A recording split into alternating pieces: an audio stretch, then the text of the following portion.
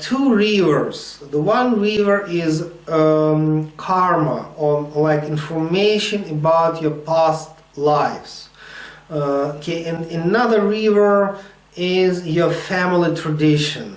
Okay, and that two huge streams or mystical or informational rivers, they meet together, and you as a human being, the way you are right now, you are born.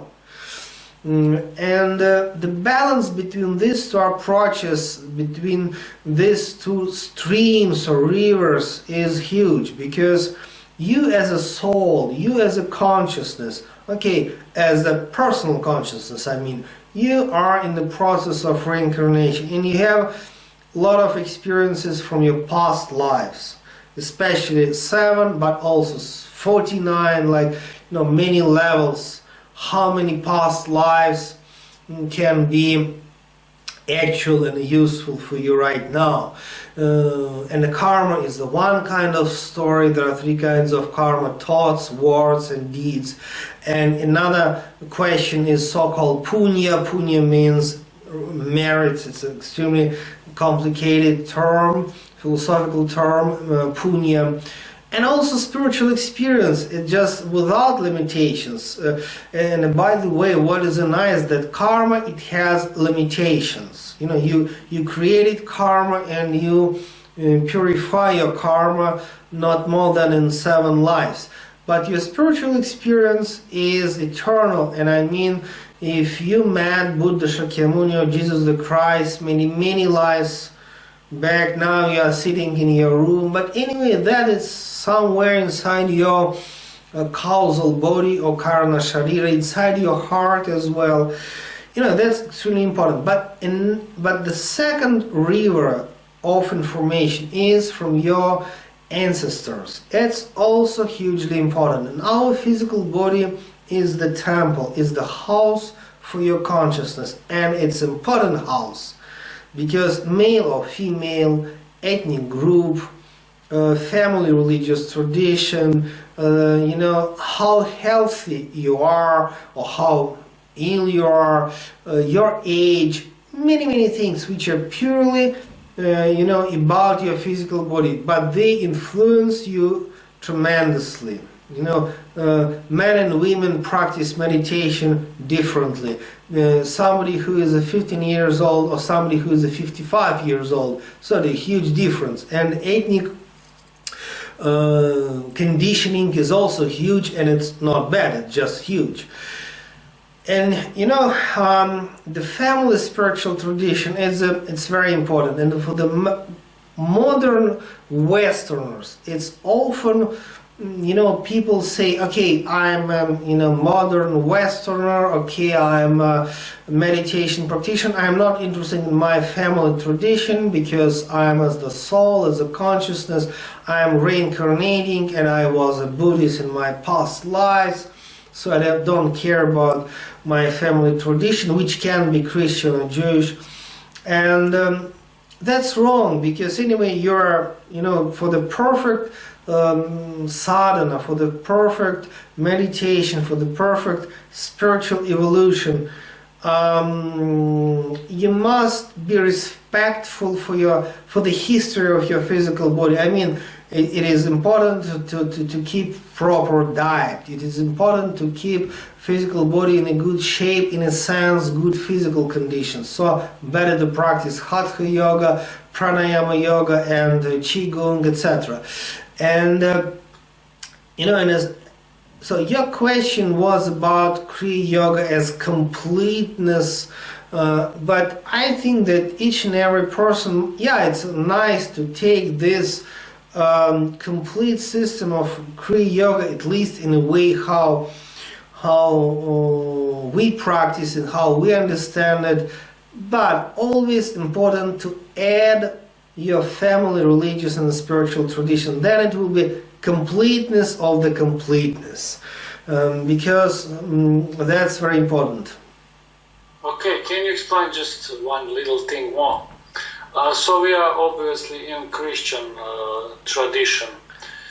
Can you compare our Christian traditional old school, so to say, Christian tradition with new some kind of Christian tradition. I mean, ascended masters, Saint Germain, Jesus, I am discourse. It's also, in fact, Christian West tradition. Can you compare old school and this new school of thought? Okay, if we take Christian religion, what we have actually, so there are many churches, there are many branches of Christianity, and basically, okay, one bunch of the churches, so-called original churches. It's Greek Orthodox Church, it's Coptic Church, Roman Catholic Church, Armenian Church, and maybe some other, for example, Ethiopian Church, so like that. And Russian Orthodox Church is the part of Greek Orthodox Church actually. And and the sweetness of that original churches is that it's really something which has a direct roots to the apostles, the direct roots to the Jesus Christ himself, quite physically.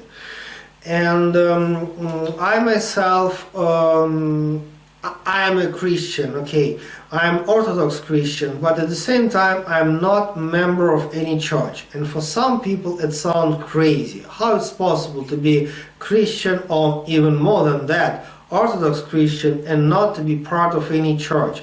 But so it's very easy actually. And in Gospel, Jesus Christ, he told clearly that it is possible to be not a part of church, but at the same time to pray to him, to heal with his name, and just read carefully Gospel according to Luke, according to Mark, and some passages is there, but just maybe churches, they don't like it. But Jesus himself, he told that, okay, people can be not with us, people can be not a part of our community, people, but if they pray to me, said Jesus, if they heal in my name, so they're also part of actually divine team, let us say. And the sweetness is, this very special prayers, very powerful, huge tradition of starce or saints, especially Orthodox Christianity in Greece and Russia. Okay, in other Orthodox Christian nations, it's a huge, because tradition of the saints, tradition of the mystics, that's very important. And also important to learn all life stories, biographies of all that Christian Orthodox saints or mystics, whom we call starce. Normally they actually spent life outside of monastery, by the way. Why? Because they were part of the church, but at the same time outside of the church. But then in the 15th and 16th century, it was a first major breakthrough experience for the Christian world, when Protestant Church, Anglican Church, okay, England, Switzerland, Holland, Germany, first of all, Germany, okay, came into existence. It was a huge, if you wish, religious Christian revolution. And then the next step, of course, it's 20th century, and then later on 21st century, that is all about New Age spirituality, when people who are, okay, can be even non-Christian, but they creating certain Course in Miracles, for example, people who are more involved in Buddhist meditations, then they come back and speak about Saint Germain and all that I am discourses, and so it's like third wave of traditions. And I'm open, honestly open to all that traditions, and I think maybe next time we can speak with the more details. For example, what is the difference between Orthodox Christianity, Protestant Christianity, all that New Age Christianity, which is absolutely like more like about meditation, etc. That's New Age, yeah. But I'm absolutely open to all that things, and I believe that all of them, they have one and the same source, Lord God and Jesus the Christ. But for me personally, traditional church mysticism, traditional church prayers, icons, it's something special and something extremely powerful. For me personally, it's more powerful than any New Age kind of things, because if some tradition, exists like 2,000 years and produced, a few thousands of saints and healers, then it's something about it, yeah. And if something even wonderful born, let us say, 5 minutes ago, I don't know, maybe it's wonderful, but it's just infant 5 minutes or 5 years ago, okay?